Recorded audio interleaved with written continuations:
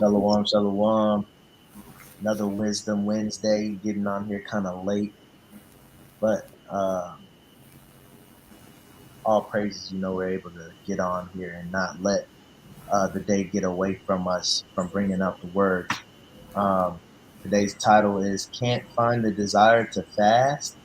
Try this, right? We know a lot of people, man, they might want to get into fasting, but they can't find the desire to fast because fasting is not a pleasurable state to be in. It's not something that you just think that you gotta do, right? That you want to do.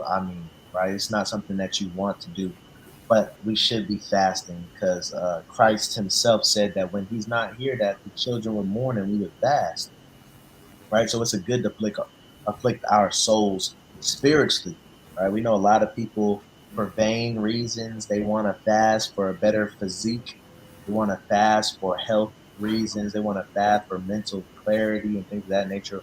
But you should also have spiritual fast, right? And we're not talking about fasting from social media and fasting from your phone and fasting from TV and fasting from things that you made an idol in your life. We're not talking about that, right? That's what a lot of church folk and a lot of people in 2024, that's what they're doing now, right? They didn't have all these things back in the world. I mean, back in the day, back in the Bible time, how were they fasting?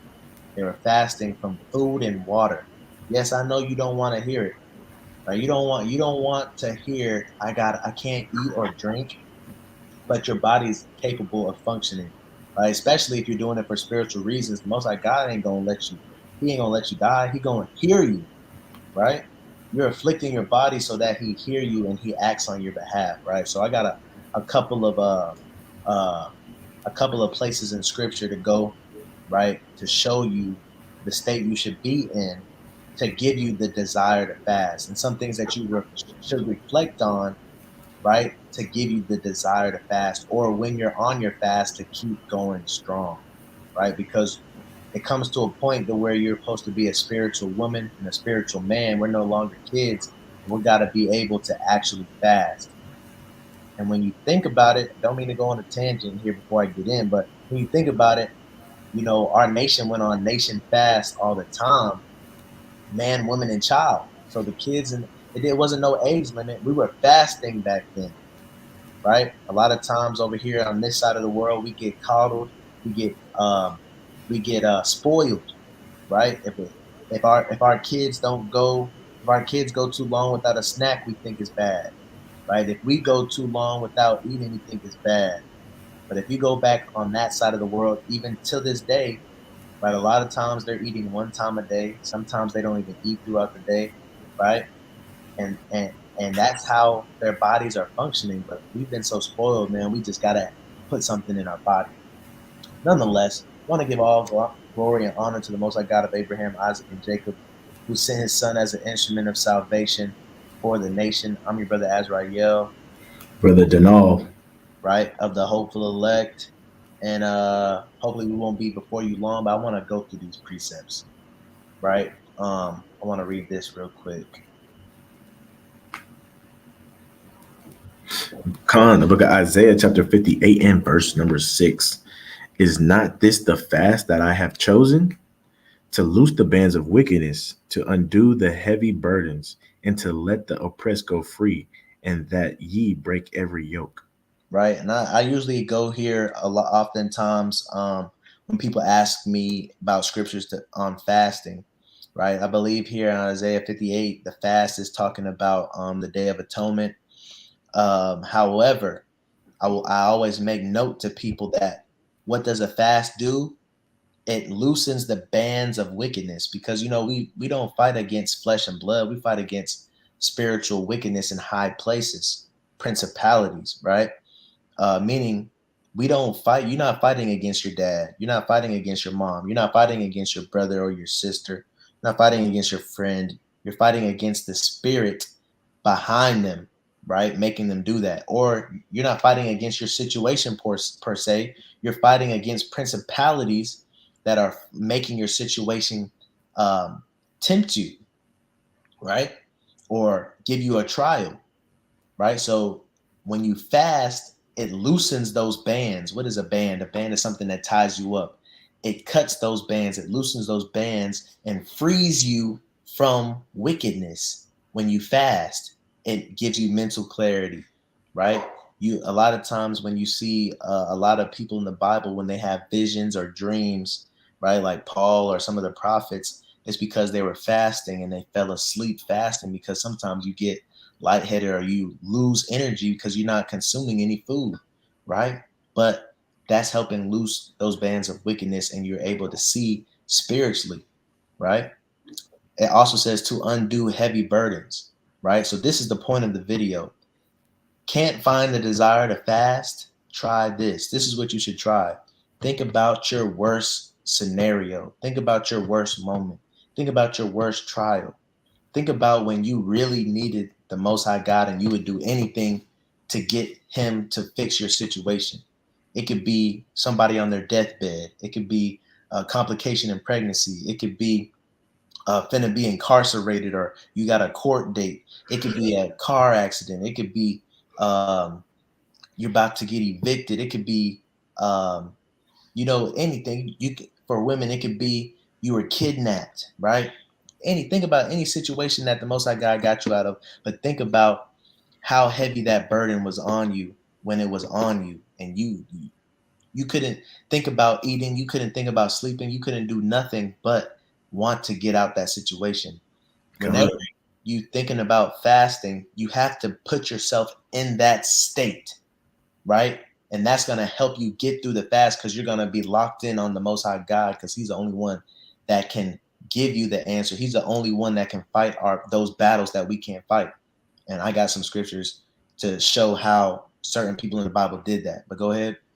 No, I was just gonna say, you know, sometimes 9 times out of 10, man, a lot of people know when they ought to fast, and then you know, they just kind of decide not to, right? A lot of times we're supposed to fast when we get that this is the last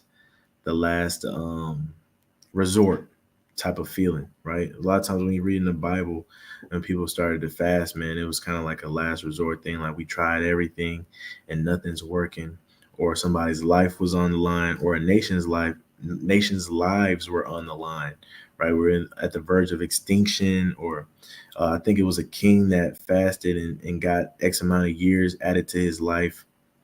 But 9 times out of 10 is as a last resort. So when you find yourselves in those moments, you know, about to get evicted, you know, just any type of thing where it seems like you're at your last straw and you've tried everything, always resort back to fasting, man, because it does work. And if you do it right, it is purposeful for everything that is listed in this verse, right?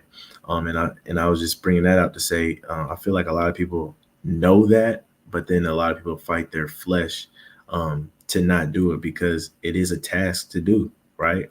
To not eat, and some people are at the brink of destruction or the brink of losing their job or the brink of something, and they know they should fast, but then they they kind of just give into their flesh and be like, nah, man. And if it happens, it happens, I guess, because a lot of people feel too weak in that moment to do what ought to be done, you know. Right. And also in that same breath, a lot of people may start a fast and then end it early, or start a fast and then find a reason to end it short, right? um, Really kind of putting you in sin, because you made a vow to finish it and you didn't endure, right? But this video is for both, right? It's for those that can't find a reason to fast, and for those that give up early during their fast, right?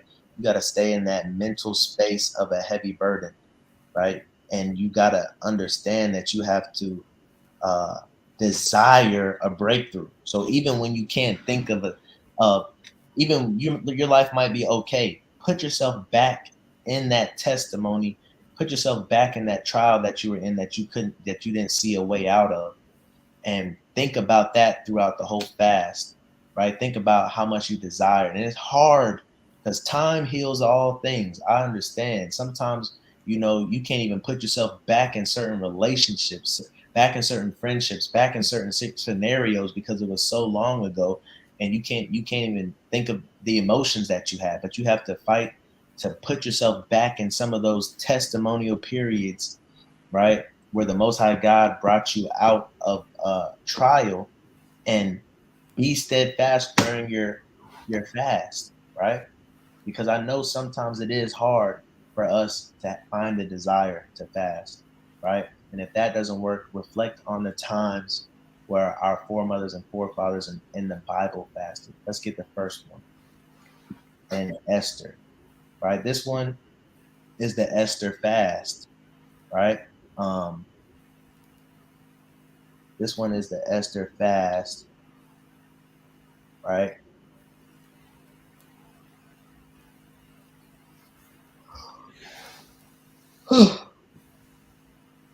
Lakia, if you could read this. The book of Esther, chapter 4, and verse 16. Go, gather together all the Jews that are present in Shushan, and fast ye for me, and neither eat nor drink 3 days, night or day. Right? Once again, these are big girl, big boy fast. We Not not Ramadan. right. We not fasting just during the daytime and then we eating at night. We not fasting from our favorite fast food places. We not fasting right from YouTube. We're fasting 3 days, 3 nights, no food, nothing to drink, not water, right? Not we're not eating nothing, right? And if you're not on that level yet, you need to work to be on that level, right? If you say you believe in the Bible, because that's how the people in the Bible operated. That's how David got answers. That's how Daniel got answers. That's how Moses got answers. That's how Esther got answers. That's how Paul got answers, right? This is how you communicate with the Most High God, man, and how you loose those heavy burdens that's on your life, right? Keep going. Khan. I also and my maidens will fast likewise, and so will I go in unto the king, which is not according to the law. And if I perish, I perish. Right? If I perish. So she was scared to death. That's why she was able to fast for 3 days, because she was thinking about, "Man, I might die." Last resort. It's the last resort. You got to put yourself in that state every time you fast, that you're in a last resort situation, right? You're in a last resort situation, right? Um, let's get another example. And that was a nation fast now. And she didn't just charge the nation to do it, she did it as well. Right? Let's go to Judges 20.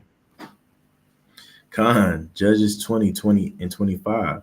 And Benjamin went forth against them out of Gibeah the second day, and destroyed down to the ground of the children of Israel again 18,000 men. All these drew the sword. Right? This is when Benjamin was kind of going off, right? And they had to go to war with Benjamin. But he attacked his brethren, the children of Israel. Let's see what the children of Israel did after he struck them down.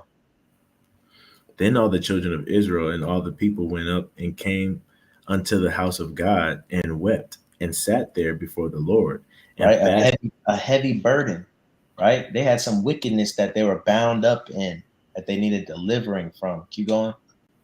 that day until even and Until offered when? until even. Right? So a lot of times, man, you can fast. It could be the middle of the day, right? If something bad happens to you in the middle of the day that you need deliverance from, you don't have to wait till tomorrow. You can start right then and fast till even, to the end of the day, right? They fasted to the end of the day to get an answer from the Lord, right? Keep going. Khan, and offered burnt offerings and peace offerings before the Lord. Right? So that's another example of another nation fast that happened right after something terrible happened. So, sometimes you need a quick saving, right? Say like somebody's on their deathbed in the hospital and you need them to survive. Or say that say that I don't know, there's a robbery in the store that you're at. There's a bunch of mass shootings, and you need to get up out of there, and you're praying that he doesn't shoot you, right? Right? we see that you can fast, right? Well, I mean, in that situation, you gotta hope that the Most High looks out for you. You know what I'm saying? In the grocery store, but nonetheless, you get what I'm trying to say, right? In this situation, they were mourning, right? So when something bad happens to you, you can fast. So think back when something bad happened to you, right? Right. You go to the doctors and you just got diagnosed with a terminal illness or a malignant cancer or something like that, right? And you had no clue. And they telling you only got 2 months to live. That's a time where you probably should start fasting. Right. Or you was back in the world, right? Think about all the times you was back in the world and God could have made you pregnant. God could have had you get that girl pregnant. And you remember all y'all back in the world, how y'all used to be with pregnancy scares. And y'all used to be praying and praying and praying, I'll never do it again. Right? Guess what? You got to put yourself back in these states where you know the Most High God delivered you. And you have to keep the fast, desire to fast, right? Because I know a lot of times, man, we don't want to fast, like we said earlier, right? It happens to all of us. We don't want to, right? But you got to think about these testimonies. These testimonies are what's going to build your endurance, right? And that's all we're doing when we're fasting is building our endurance. Because when we're gonna get tried, we have to have the patience and the self-discipline to make it through that trial. And by fast, right? The devil, hey, Satan, no, he can't mess with you when you already afflicting your own self, Right? right? You chastising your own self. You telling yourself you can't have something, right? And if you can conquer that, imagine how easy it is for you to withstand somebody else, making you wait for something. You know what I'm Right. saying? But you know the majority of our people, man, they don't understand that they have the power to control their vessel. Right. That's why when we talk to a lot of them on the street and we talk about fasting or quitting cigarettes and things of that nature, they don't think they have the power to do it. Y'all fast? That's crazy. I don't think I can make it, man. I gotta at least eat once a day. I gotta at least drink water. I'll pass out, right? That's denying the power that God gave you over your own temple, right? And Satan, the enemy, the wickedness, it wants you to think that you can't do it. You know why? Because they want you weak. They want you susceptible. They know for a fact if you can't even afflict your own self, right? You can't even stand. You can't even put your own self through trials, right? I know you're gonna fall when we send one your way. The tempter, the great tempter, right? Yeah, man. Another area people lack in when it comes to controlling their vessel is, even just being frugal with money, right? A lot of us in this captivity, we go through day by day being broke, and as soon as we get money, man, you know, all those things of what we used to think about, man. If I had money, I'd spend it on this, right? And so as soon as we get money, man, we spend it on something that we probably shouldn't have, just because we haven't seen money in our bank accounts for so long. So I would say saving is a big thing that we struggle with, and we lack in, man, in controlling our vessels. Just seeing money come in and not touching it, right, for better purposes, and us telling ourselves, oh, I can go get this icy, right, even though it costs $10, and I'm spending $10 on a drink type thing, right? And so fasting definitely helps control a lot of that nonsense, man. It kind of matures you in a sense, right? Not just spiritually, but just physically too, right? Maturing you, letting you know what's important and what's not. Because I ain't gonna lie, when you're going through fasting, man, sometimes I'm on fast and I get mad at food to the point where I'm like, man, why do I even need food? It goes in my mouth and then I never see it again anyway. You know what I'm saying? Yeah, you start thinking food and beverages are pointless. Like what the heck? Exactly. But and then also going through fast, man, you start thinking about simple things in life. You start going through phases like, man, if I could just eat, I'd be content. I ain't even worried about being rich right now. I ain't worried about them shoes that I wanted. I don't really care about none of that. I just want some fries. Right. Fasting will humble you down to where you just be content with life. You just wanna the necessities. right? The basics, right? And it also trains you to that you can tell yourself no, right? And everybody needs to be able to have discernment and the ability to tell themselves no. But back on topic, Second Chronicles 20:2. Let's get another one. Second Chronicles 20:2. Then there came some that told Jehoshaphat, saying, there cometh a great multitude against thee from beyond the sea on this side of Syria. And behold, they be in Hazazon which is in Gedi. All right. So there's a host coming. Keep And reading. Jehoshaphat feared and set himself to seek the Lord and proclaimed a fast throughout all Judah. Right. So when you're in fear, remember a time when you were in fear, right? And let that keep you through your fast. All right, let's get another one. 2 Samuel 12:15. And Nathan departed unto his house, and the Lord struck the child that Uriah's wife bare unto David, and it was very sick. Right. Your child might be sick. Your husband, your wife, your mom, your dad might be sick. What should you do? Let's read. David therefore besought God for the child, and How David did he fasted. besought God? How do you beseech God sometimes? How do you request an answer from God? Right? Keep reading. And David fasted and went in and lay all night upon the earth. Right? He fasted, right? So all these precepts, man, is showing you that our nation was a nation that fasted, man. It was nothing out of the norm for our people not to eat. Even when you read the book of Judith, they fasted for so long, man. You know, and we have to get back to that place as a nation, right? Just think about if our whole nation stopped sinning at the same time. Everybody's always talking about how spiritually we are, how special we are. Everybody always let us know that we're a great people, even though we're at the bottom society. But imagine if we stopped sinning all at once. Wow, the Most High God would act on our behalf. It would be a crazy. It would be. It would. It's impossible. I speak as a man, but I'm at the point to where I'm saying it's impossible that all of our people will stop sinning at least for one day. I think it's impossible, but if that were to happen, we would shake the earth. Now, if that, imagine if all our people were to stop sinning and all fasted. Can you imagine a nation that fasted? Everybody did not drink or eat. It almost sounds impossible, right? It Um, almost sounds impossible. But imagine if that were to take place, what damage we could do in this earth, right? And that's why we have to keep trying to find the desire to fast, right? We have to be ready to fast at any given moment. We have to be able to train ourselves to endure through the fast, right? And some things that can help is our mindset, right? Don't be dreading and thinking about the food and the drinks. Think about triumphs and tribulations that you made it through. Think about the times when you really needed the Most High God and you weren't thinking about food. You just wanted deliverance. Think about those times. Con. Con.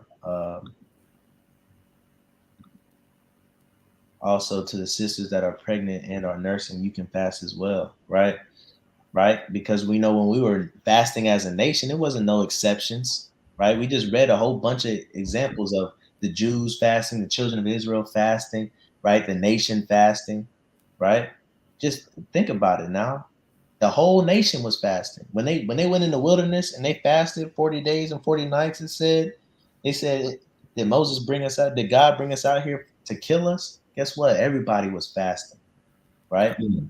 So we have to Con. become a mighty nation if we want to do mighty things in this earth, right? Oh man, the sister came up with a mighty example there, man. I don't know where she got that from. You know what I'm saying? A lot of sisters, they come in the truth, man. Even when they in the truth, and they kind of scared to fast, when they're pregnant. Right. But And a understand, lot of that can come from what? Not reading the Bible and making sense of the Bible. A lot of that can come from new age um, social media, but also a lot of brainwashing through schools. You know what I'm saying? also, As we you grew up. As we Also you get I give credit to mothers, man, because sometimes, man, it's just that natural nurturing instinct that kicks in that doesn't want to deprive the thing that they're supposed to be nurturing. But it nonetheless, man, it's still mighty to understand that at the end of the day, if you're doing something for the Most High, it cannot be detrimental to you, right? Even though this world and the logic of this world might say it is, if you're doing something for the Most High, the Creator of your being, it cannot be detrimental to you, right? So even if and here's my example, right? Maybe just hypothetically speaking, maybe fasting for personal gain or for health reasons and stuff like that, that might be end up bad for your pregnancy. But when you're fasting for the Lord, it cannot be detrimental to you. What am I saying? Man, when you're doing something spiritual, this the spiritual spirituality of God and his power, it trumps anything that's logical in this physical world, right? also, these bodies that the Most High God gave us, man, are built to withstand a lot. You see worst case scenarios of people hiking in the mountains and getting frostbite and being in comas and all. Your body will shut down sometimes before it will die, right? To Yeah. preserve itself. You We're know what I'm more saying? resilient than people think. Yeah, our bodies can do a lot more than we think. And the reason why we think it can't is because of some of the things that we've learned on this side of the earth, right? Through grade school and through college and through TV and things of that nature. They teach us the food pyramid, and then they teach us how many times we should eat a day. And then the hospitals, they reinforce the same stuff to where we're brainwashed to think that our bodies operate a certain way. But once again, if you go to the eastern side of the world, they're not eating as much as we're eating, and um, they're not they're not eating the type of foods we're eating either, right? And they're perfectly content and perfectly happy. Um, so much the fact that when they come over here, they can't imagine, or they have a hard time fathoming that we're eating these big variety of foods. They come over here and say that the bags of chips are huge, the bags of candy are huge, the drink sizes are huge. Dang, y'all have supersized everything, right? So our portion control is off as well. So I say all that to say this, man.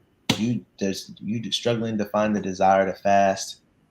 What you should do is of put yourself in a state of emergency.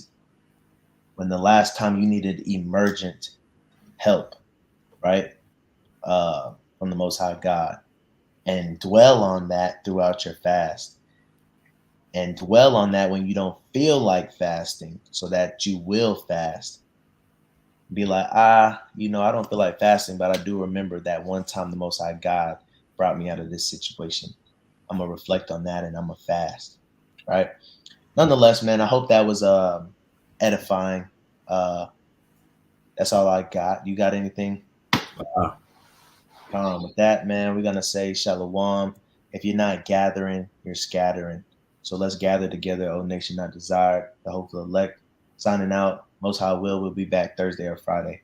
Shalom. Shalom.